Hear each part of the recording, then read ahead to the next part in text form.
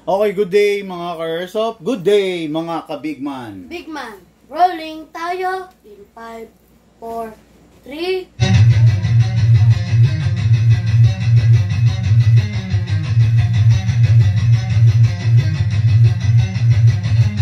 Magsatabi sa daan, huwag kang babangga. Papasok si Bigman, may dala na banda. Minsan siniraan, pero di pinansin. Toxic vibes, bro, di yan sa amin. Nagka-problema, bumangon pa rin. Laban lang kahit ilang saglit. Dito sa Bigman, solid ang galawan. Tunay na negosyo, hindi lang yabangan. Customer, namin laging satisfied. Airsoft gear, legit certified. Service, ay tunay, hindi pa na-post. Kahit saan ka magpunta, kami ang host. Bigman, walang katulad. Gamit ay legit, laging panalo pag sukat. Sniper o pistol, lahat ay fire. Kami ang top airsoft provider. Bigman, walang katulad. Gamit ay legit, laging pagaman, bigating siya. Laging may bago, laging legit. Bigman rules, wag kang bitter, kid. Bigman, walang katulad. Gamit ay legit, laging panalo pag sukat. Sniper o pistol, lahat ay fire. Kami ang top airsoft provider. Nalat ang inggit, pero hindi sila makalapit. Try to copy, pero fail ang gamit. Boom, boom, pow, pag nagpaputok, parang Big Viper. Di ka maglipat, no, kasi sila makalapit. Try to copy, pero fail ang gamit. Boom, boom, pow, pag nagpaputok, parang Big Viper. Di kami patok-tok. Customer happy, service tight. Walang scammer, we do it right. Lift your game up, don't be a joke. Bigman blazing, lahat ay woke. Bigman walang katulad, laging on point, parang sa baril ang lakad. Crossfire, deal sniper. Bigman airsoft sniper. Sa presyong tama, sa gamit na solid. Manalo ka palagi, di ka magiging biktima, kid. Bigman ang pangalan, tandaan mo palagi. Sa airsoft game, kami ang hari. Bigman, di mo kayang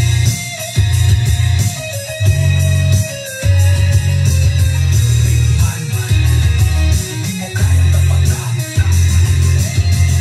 Walang kaya-kaya, panalo palagi. Kaya sa Bigman, siguradong real ka, bossing.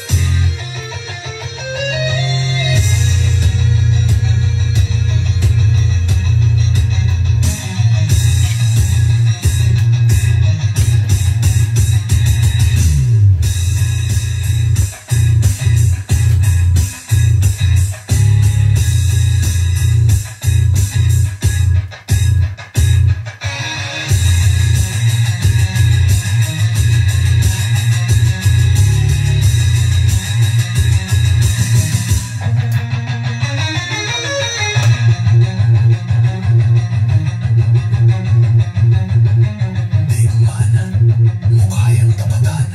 Walang gaya-gaya, panaro palagi. Kaya sa Bigman, siguradong real ka, bossing.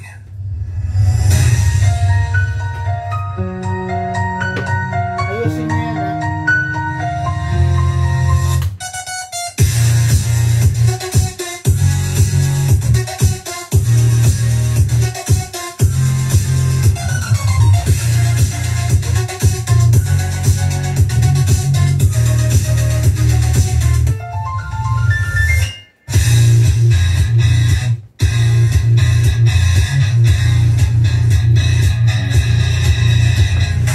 Okay, another day, another airsoft request.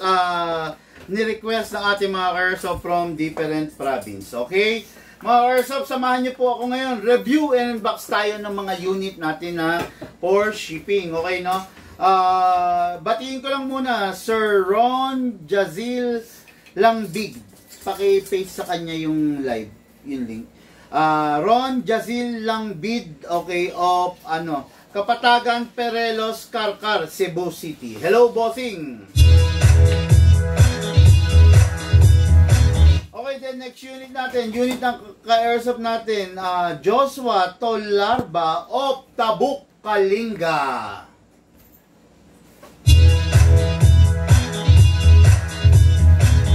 Okay, unit ni Sir Ron Jazil, no? Mga airsoft. This is the AK-47 And what is good and special about this 1:1 replica nung kung ano man yung AK. Okay? Mapapansin nyo, hindi lang wood design. Real wood, talagang kahoy. Alam nyo naman yung mga AK-47, di ba? Ganyan na ganyan ang datingan. Ganyan na ganyan ang itsura. Tapos, ang nagpasikat pa sa kanya, itong, look at this, the banana shape, no? Banana shape na magazine, no? Napakaganda, napakalupit. Mga ka-Airsoft, hindi ordinary yung bigat nito, ha? Talagang mabigat to. Okay? Masasabi ko talagang napakalupit niya in terms of bigat. Hindi ito design para bitbitin or kargahin ng mga, let's say, mga oldies, no? Mga 40, 45, 50, 55. It is because talaga pong mabigat siya, no? Hindi siya relaxing para sa mga, may mga age, no? Pero doon sa mga bata-bata pa, pwede naman, kayang-kaya to. Kaya lang, pag mga, let's say, halimbawa, mga seniors, mahihirapan talaga rito. Mabigat po talaga siya. Walang halong biro. Okay? This unit is a gas... sorry, gas po tuloy. Battery type. AEG pa rin siya. Okay? Alisin natin magazine. Ito. Ayan. Okay, no? Yan. Itong unit na to, real wood. Makikita nyo, classic talaga. Wala siyang ganong abubot. O wala siyang rail. Wala siyang mga optic, di ba? Conventional yung sight niya. Ayan, no? Ayan. Depende sa iyo kung gaano ka kahiyang gumamit ng ganyang sight, no? Merong mga tao talaga na lover nito, no? Meron talaga mga tao na talagang gustong-gusto to. Meron naman mga tao na gusto to i-collect. Meron mga tao gusto to gamitin as their daily rifle. Okay? Pero ako sa totoo lang, kung akong paggagamitin ito, mas gusto ko to nasa collection ko, no? Hindi ko ganong ano ba sabihin doon?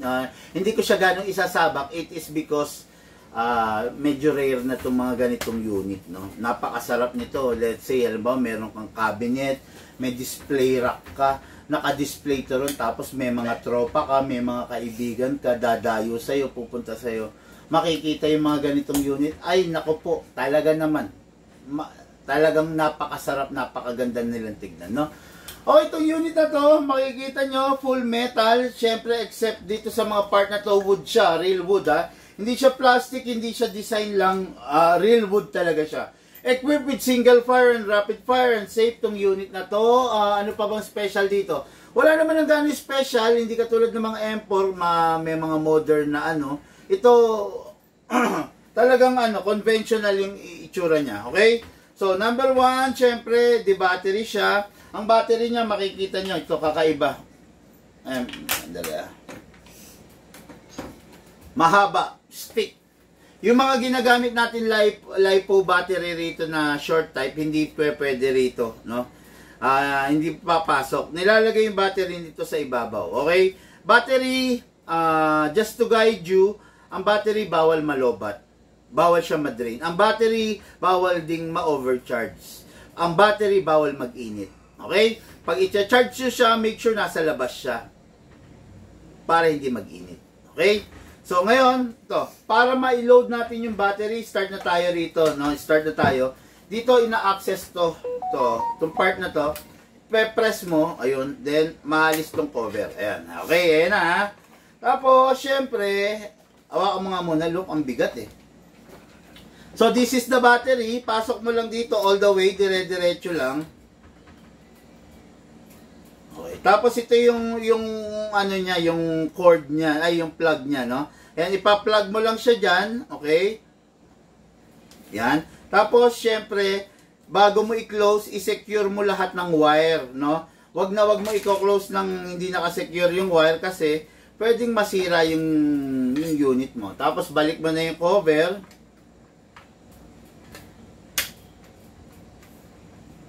Medyo kailangan lang maano ka. Chine-check mo muna yung yung ibabalik mo kasi yan. Okay, yan. That's it. Ayan na. Nakaset na. Okay? Ngayon, single fire. Ay, safe pala yan.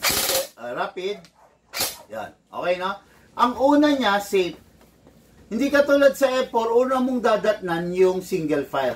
Ang una mong dadatnan dito is the rapid. Ayan, no? Baba natin to. Ayan, rapid yan. Okay, then, kung isa-save mo, ayan. Ay, kung i-single mo, yung pinakababang mode. Ayan. Okay, napakaganda, napakasarap, napakalupit, syempre. Okay, so this is the magazine. Ang magazine nito, maximum of 400 rounds. Itong ganitong magazine, napakadami, no? Napakadami malalaman. Talagang ano eh, ubusan kung ubusan eh. Eh, syempre, alam niyo naman, doon naman nakilala talagang AK eh, di ba? Ang AK is nakilala sa ratratan. Syempre, pang ratratan. Syempre, dapat mas marami yung bala niya, di ba? Okay, so, ngayon makikita nyo to ha. Makikita nyo to kung gaano to kalakas. Tapos, isa pa mga bossing, no? Itong unit na to is upgraded na po. Hindi na siya ordinaryo, no? Ang masarap sa AK, napakasarap i-upgrade. Bakit? Konting kalikot mo lang, talagang lumalakas siya. Okay? Kaya lang, napakasela ng AK. Kailangan ng AK platform na tulad nito is marunong yung gumagawa. Okay? Pag hindi marunong yung gumagawa, putya, sasakit ang ulo mo rito sa AK. Pero kung marunong yung gumagawa, talaga naman mga ka-airsoft, mag-e-enjoy po yung gagamit, no? Tulad nga ng sabi ko, upgraded na to, kaya i-chrono natin para makita ninyo, ha? Okay. Nilagyan ko ng 0.20, then lalagyan ko ng 0.30. Sabi mo yan, ha? Okay, lalagyan natin to. Bubuhusan natin mga ka-airsoft, binubuksan lang. Okay, wag na natin punuin. Putsyan, daming bala nito, 400 rounds. Tapos may gear sa ilalim. Kinakamot, going front. Ay, sorry. Going back pala. Okay, ayan ha. Mapapansin nyo, mapupuno yan. Napuno? Meron? Ayun, meron na, no? Okay. Tapos, maraming kakaiba sa AK than the M4. Sa totoo lang. Yung M4, straightforward ba ipapasok mo yung magazine. Ito may kakaiba. Papakita ko sa inyo mga airsoft pa. Medyo mabigat siyang ikamot ha. Okay. Ito, para maipasok mo, going front, babaliin mo. Yun. Okay na yun. You know, going front, babaliin mo. Okay? Okay. Ngayon, ayan na, loaded na mga airsoft. Ready to fire na. Walang kinakasa rito ha. Walang, pag AEG, wala kang ikakasa. Pag AEG, wala kang, wala kang kakalikutin pa. Pagka-load mo ng magazine, at saka pagka-load mo ng battery, good to go na. Single fire, AK. Single. Pakita mo. See? 475. Okay, 475. Actually, kaya tumungtong ng 500 dito. Mga airsoft sa nga pala, no? Ang AK, kaya natin patungtungin kahit hanggang 600 FPS. Kaya lang yung 600 FPS is deadly na. Okay? Deadly na yun. Aalisin natin ng rapid fire pag ganon. Okay? Sige. Firing. 477. 472. 475. 475 ulit. 475. Ulit. Okay, 475. Okay, 475 para sa isang AK, okay na yun, malakas na yun. Napakalakas ng rate of fire kasi ng isang AK, no? Pero kaya pa natin, actually, kaya pa nating ihapit ng 500, eh. At saka ng, let's say, ng kahit hanggang 550. Pero yun nga, as far as I know, ipanglalaro to ng ating ka-airsoft, no? Kailangan pang mapababa yung FPS nito, no? Kasi hindi parang hindi ubra yata sa kanila yung ganong kataas na FPS, no? Anyway, okay na yun. Papababain na lang. So, magpapadala na lang tayo ng lowering spring para sa ating ka-airsoft, okay? Bago tayo mag-test fire, syempre, mag-shoutout naman muna, big man, di ba? Okay, o sige ito. Shoutout! Brad, naalala ko yung ganyan mo, malakas. Malakas. Hehehe. Okay. Shoutout naman, AK-47, John Christopher Borsena Guzman. Ronald Suwete Carino. Good evening, Sir Bigman. Good evening din po sa iyo, sir. Ayan, watching si Sir Ron Lagbid. Hello, sir. Hello sa iyo. Okay. Good evening, boss. Watching here from SJDM Bulacan. Dami ko natutunan, lalo sa mga maintenance tips mo, sabi ni sir, no? Okay, so ngayon, dire-diretso na tayo mga ka-airsoft. Rate of fire nito, animal, napakatikas, okay? Ayan, single fire, ayan ha. Okay, rapid fire, taas natin, okay?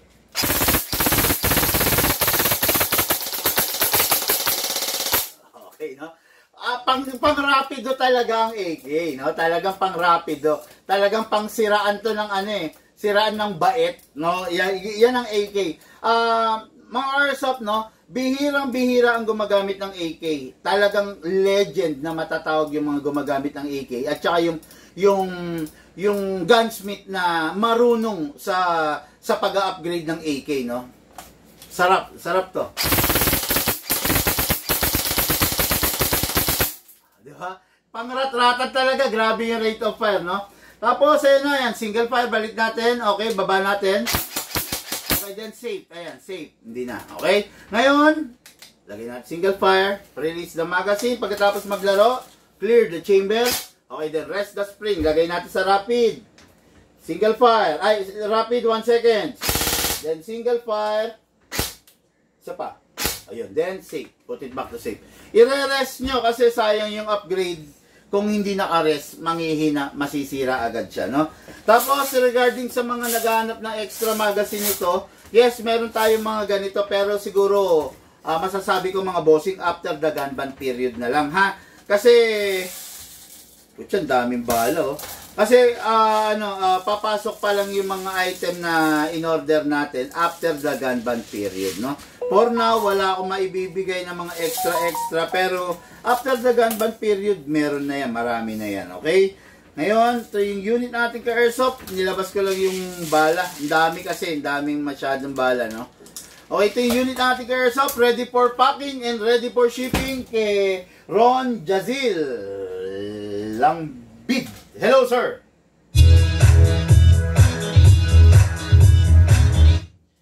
Okay, next unit natin. Kung bakit AK ang gusto niya, it is because yun ang gamay niya, no? Kung iba, hindi ma-appreciate yung AK, mas gusto yung M4, pero yung bossing kasi natin, AK ang gusto niya. Kaya talagang AK ang bibigay natin, okay?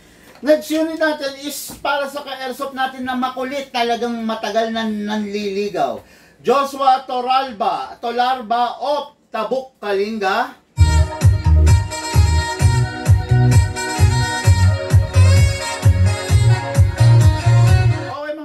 This is the John Wick Sand Viper. Huling John Wick Sand Viper ko to, it is because display ko to, no? Kaya lang talaga itong ka-airsoft natin is makulit. Talagang addict siya, fan siya ng isang John Wick, no?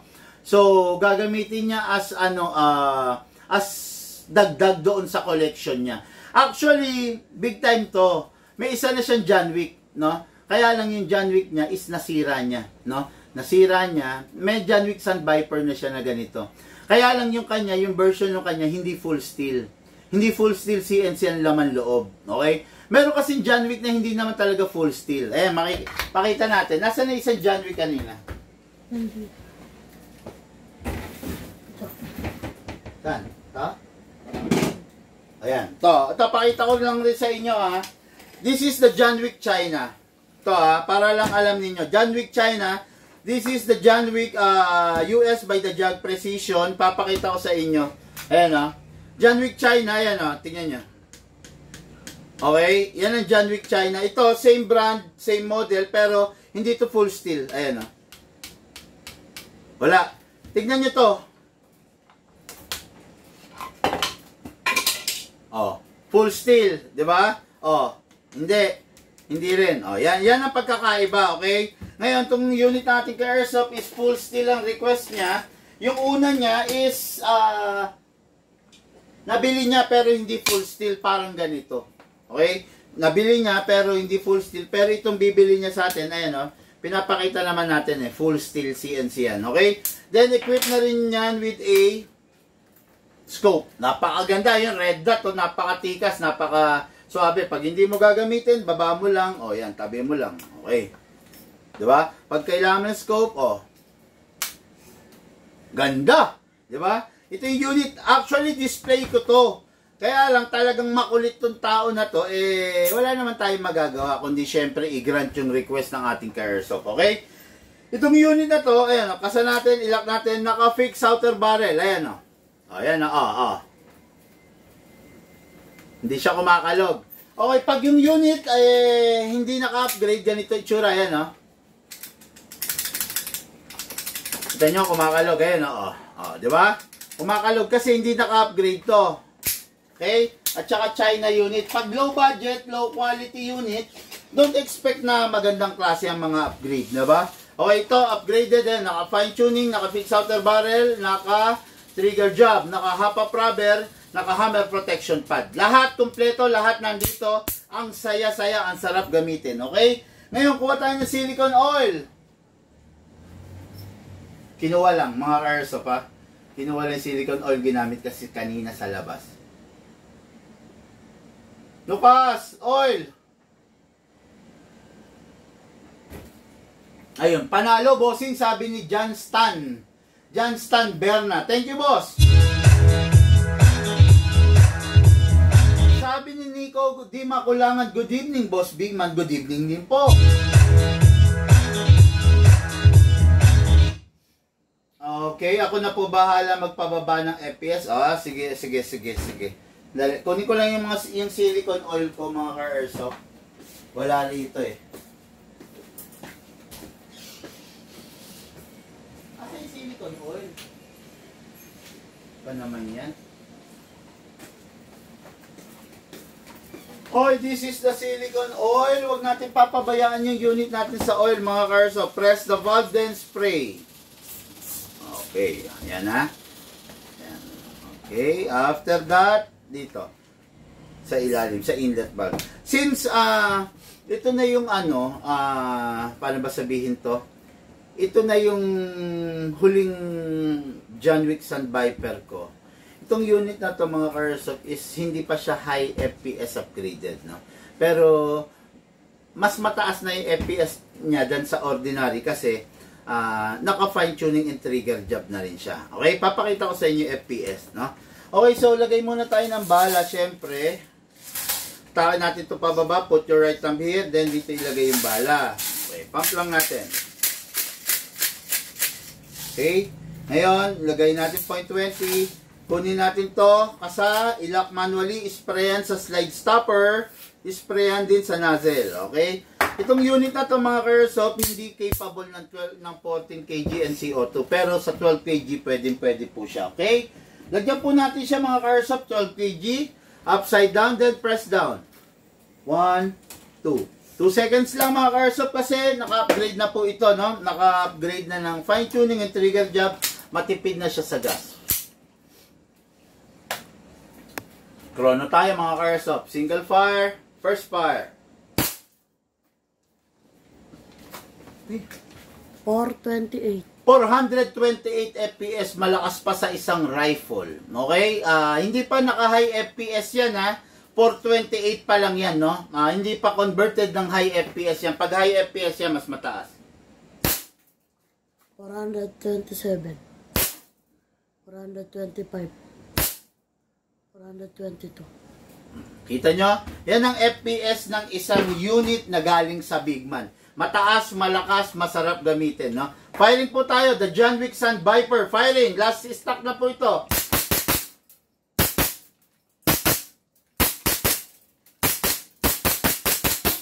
Open slide kasi wala na pong bala. Next thing to do, release the magazine, release the slide, rest the hammer by pressing the trigger. Since collector's edition pistol to, iwasan yung wag magasgasan, no? Kasi pag nagasgasan, bumababa yung value. Pag nagasgasan, sayang naman. Magazine, punasan nyo rin. Pag hindi nyo nagagamitin, make sure, bago itabi, walang lamang balat, walang lamang hangin, pasingaw rin. Okay? Napakasarap. Unit ng ating ka-airsoft, Joshua Larba of Tabuk, Kalinga. Okay, mga Airsoft, nagdaan na naman ang isa nating napakagandang review and unbox, napakatikas. Bago ko kayo iwanan, pakinggan po natin ito. Walang katulad, gamit ay legit.